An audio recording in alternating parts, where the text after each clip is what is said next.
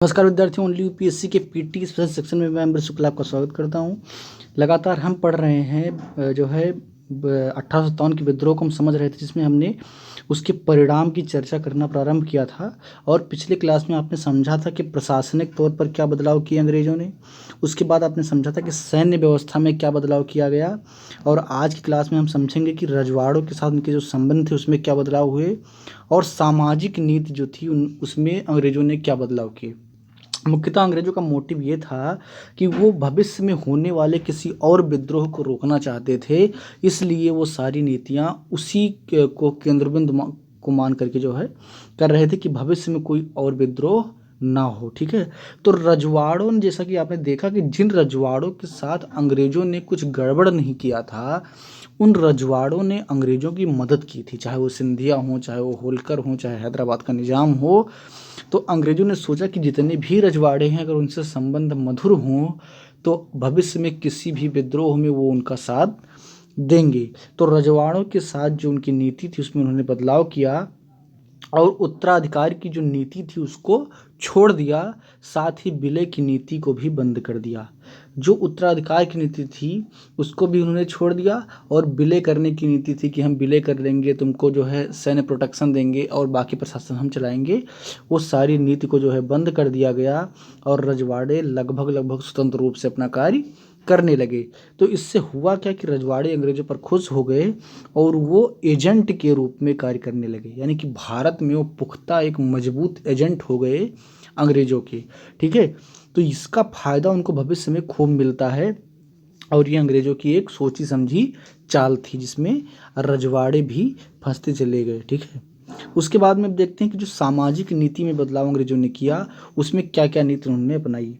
तो जैसा कि आप जानते हैं कि जो 1857 का विद्रोह था वो एक व्यापक विद्रोह हो गया था। कुछ इतिहासकारों ने तो उसको प्रथम राष्ट्रीय आंदोलन की भी संज्ञा दी है। हालांकि इस पर विवाद है कि किसको प्रथम भारतीय राष्ट्रीय आंदोलन कहा जाए, क्योंकि उस वक्त भारत एक राष्ट्र के रूप में नहीं बना था। तो उस पर एक अलग बहस हो सकती है। जब मेंस की तैयारी हम लोग कर रहे होंगे तो वहाँ पर उन सारी चीज़ों को समझेंगे। वहाँ पर एक बात ये थी कि जितने भी लोग थे, चाहे वो जाति के स्तर पर हों, तथाकथित उच्च और निम्न जातियाँ, या अलग अलग धर्म और पंथों के लोग, सब एक साथ केवल अंग्रेजी हुकूमत के खिलाफ लड़ रहे थे। तो अंग्रेजों ने सोचा कि भविष्य में अगर किसी विद्रोह को रोकना है तो इनके बीच में फूट डालने की ज़रूरत है। और जो उनकी एक नीति बनी, बांटो और राज करो की नीति, यानी कि इनको आपस में बांट कर रखो और राज करो। तो 1857 के विद्रोह को समाप्त होने के बाद में 1870 तक अंग्रेजों ने हिंदुओं को अपने पक्ष में करने की कोशिश की। हिंदुओं को अपने पक्ष में करने की कोशिश की और मुस्लिमों का खूब शोषण किया। 1857 से 1870 तक का जो कार्यकाल था, इसमें जो है हिंदुओं के पक्ष में काफ़ी बातें अंग्रेजों ने की, उनके जो है और मुसलमानों के खिलाफ किया ताकि वो बांट सकें।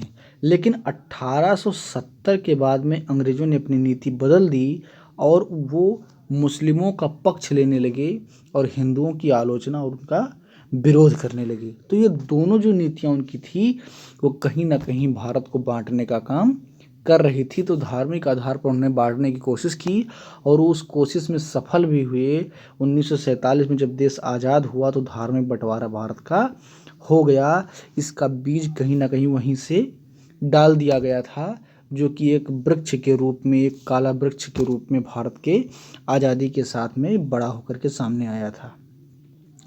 तो दूसरा है, जमींदारों के प्रति नरम रवैया रखा तथा उनके जमींदारी को वापस कर दिया। जितने भी जमींदार लोग थे वो क्यों लड़ रहे थे?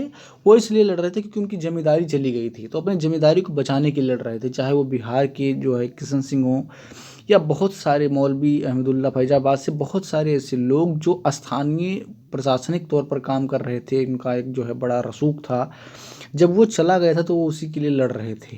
तो अंग्रेजों ने किया क्या कि जमींदारों के प्रति नरम रवैया अपनाया और उनकी जमींदारी वापस कर दी, ताकि वो लोग भी जो है अंग्रेजों के प्रति उनकी सिंपैथी हो जाए। अच्छा, ये किसके बिना पर किया गया? किसानों के हितों के बिना पर किया गया। कि जो किसान हैं वो यूनाइटेड नहीं हो पाएंगे क्योंकि उनको लीडरशिप चाहिए। तो रजवाड़ों को अपने पक्ष में कर लिया, जमींदारों को अपने पक्ष में कर लिया, और जो आम जनता थी उसमें धार्मिक आधार पर बांट कर दिया, एक दूसरे को लड़ाना शुरू कर दिया। ठीक है। समाज सुधार के प्रति तटस्थ रहने का अनुसरण किया। समाज सुधार के प्रति तटस्थ रहने की नीति का अनुसरण किया।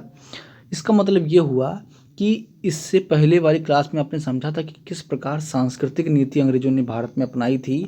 बहुत सारे सामाजिक सुधार उन्होंने किए और अच्छे सुधार किए जो भारत के लिए बाद में बहुत अच्छे साबित हुए।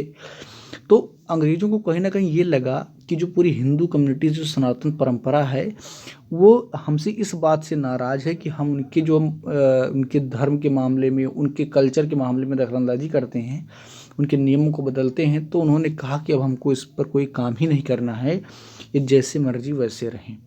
तो उन्होंने समाज सुधार के प्रति जो है अपना रवैया तटस्थ कर लिया और उन्होंने अपने हाथ खड़े कर लिए कि हमको अब हस्तक्षेप नहीं करना है। ठीक है। श्रम संबंधी कानूनों में परिवर्तन किया उन्होंने। एक जो मजदूर वर्ग था वो भी कहीं ना कहीं अंग्रेजों से परेशान था क्योंकि उसको बहुत ज़्यादा मेहनत करने के बाद में प्रतिफल कम मिलता था और जो अंग्रेज अधिकारी थे वो शोषण करते थे। तो इसीलिए उनमें भी जो है थोड़ा सरकार को लेकर के, अंग्रेजी हुकूमत को लेकर के एक सकारात्मक रूप जो है, एक सकारात्मक रवैया पैदा हो, इसके लिए उन्होंने श्रम कानूनों में बदलाव किए। और ये बदलाव, पहला बदलाव हुआ रिपन के टाइम में, लॉर्ड रिपन के टाइम में पहला बदलाव हुआ।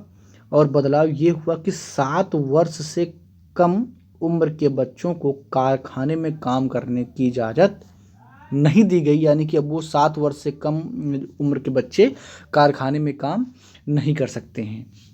7 से 12 वर्ष तक के बच्चों के काम करने की अवधि निर्धारित कर दी गई 9 घंटे, यानी कि इससे ज़्यादा उनसे कोई काम नहीं ले सकता है।